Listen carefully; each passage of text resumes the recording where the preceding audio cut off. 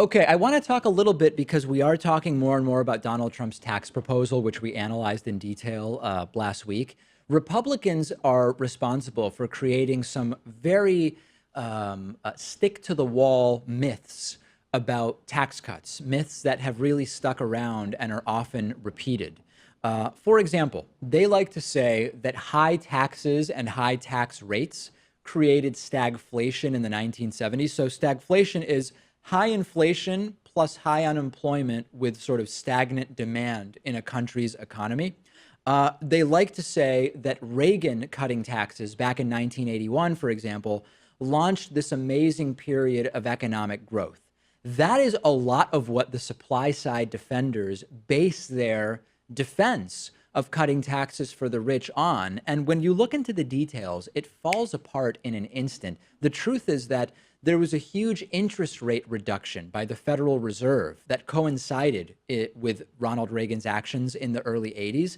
When you cut the federal funds rate, that stimulates the economy in the short run. Now, there's debates to be had, and we've had them, and all sorts of economists from Robert Reich to Paul Krugman and right-wing economists have weighed in on the impact of low federal funds interest rates over the long term. But in the short term, you have huge economic upticks as a result of lowering of the federal funds rate. In addition, at the same time that Reagan was doing this, there was major infrastructure spending. This included highway construction.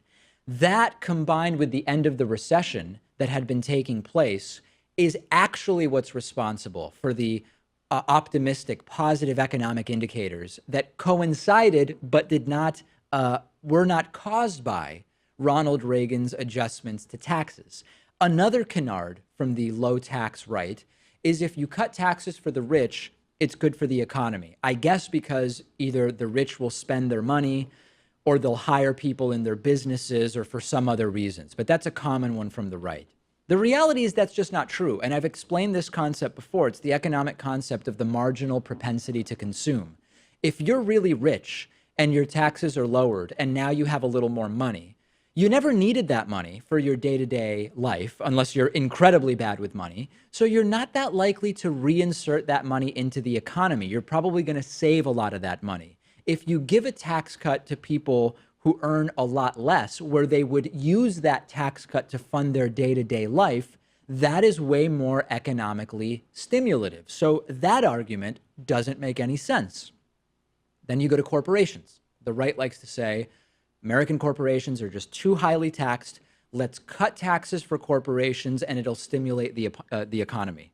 That makes absolutely no sense. Capital investment by business owners is already tax deductible. When you think about what that means, if you are a business owner and the tax rate is really high, you can avoid a high tax rate by investing money in your business because it lowers your taxable income. In fact, that suggests that higher corporate tax rates actually would incentivize businesses to reinvest capital by buying stuff or improving or hiring or whatever. But it actually doesn't make sense either. And I've been clear about why, because Donald Trump's tax proposal, for me, it would be good, right? I have a business that is a corporation, an S corporation, meaning that there is pass-through income. Donald Trump's tax proposal would create a new 25% tax rate for pass-through income. That's the situation I'm in with the show. But that doesn't mean that it's good economics.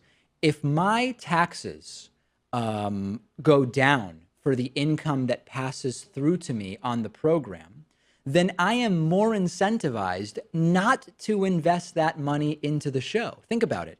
If you lower the rate I can keep the show's money at, I am more likely to keep the show's money. I think if I wanted to do an expansion of the show or new programming or get better equipment or whatever, the money I spend will reduce the taxes to zero on that expenditure. I'm more likely to do that if taxes are higher. And I'm not suggesting that I actually make decisions based on tax rates. Very few businesses actually do.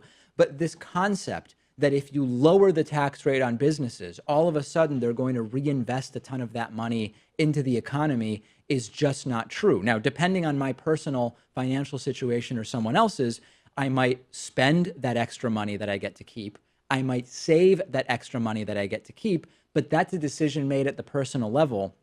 And the stimulus that these folks claim will happen from lowering the corporate tax rate just will not happen. The entire supply side tax cut right wing thing is merely a ruse. And it's a ruse that Trump and his friends will be able to save a lot of money with. The amount of money that Trump and his buddies will be able to keep if this tax plan goes through is absolutely stunning. And we'll actually have a report on that coming up as to how much Trump's cabinet would save if this tax plan actually happened.